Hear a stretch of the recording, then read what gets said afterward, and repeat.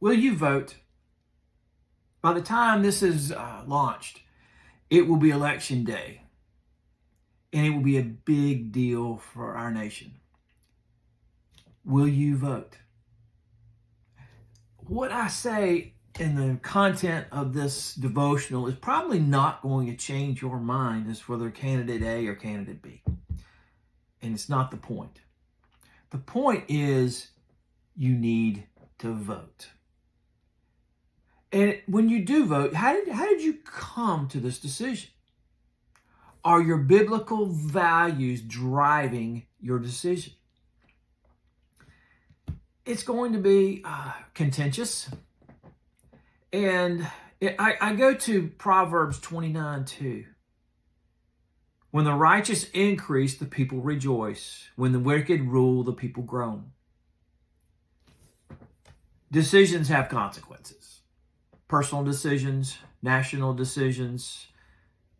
An election is a decision. But it's important that you get out and vote. It's important that you consider why you're voting and for whom you're voting.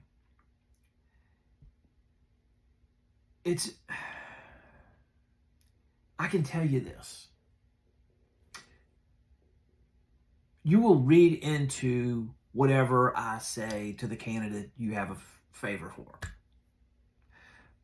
But I think it's important that we compare why we're voting, who we're voting for, to a biblical standard, not my personal standard.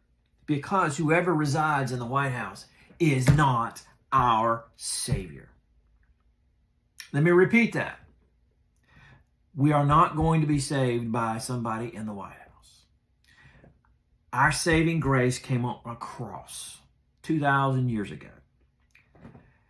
And regardless of how this election turns out, because some will be delighted and some will be devastated,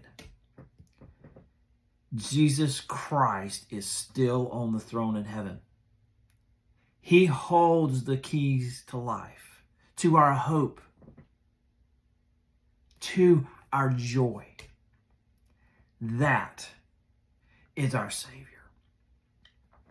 So I encourage you to get out and vote to do your civic responsibility. Because as I look at it, if you can't bother to vote, don't bother to complain.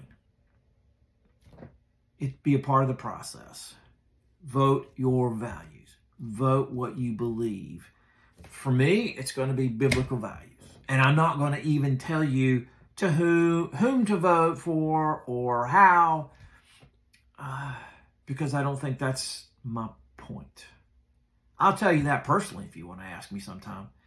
But I think it's important as Christians. We're not called to pull away from culture. We are called to be a part of the culture. We can't deal with the hurting, the hungry, and the poor if we have circled our wagons and left the community.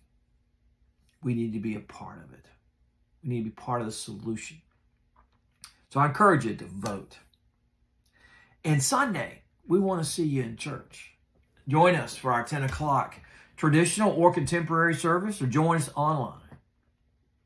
Whatever you do, follow Jesus and share him with others. Have a great day, and make sure to vote.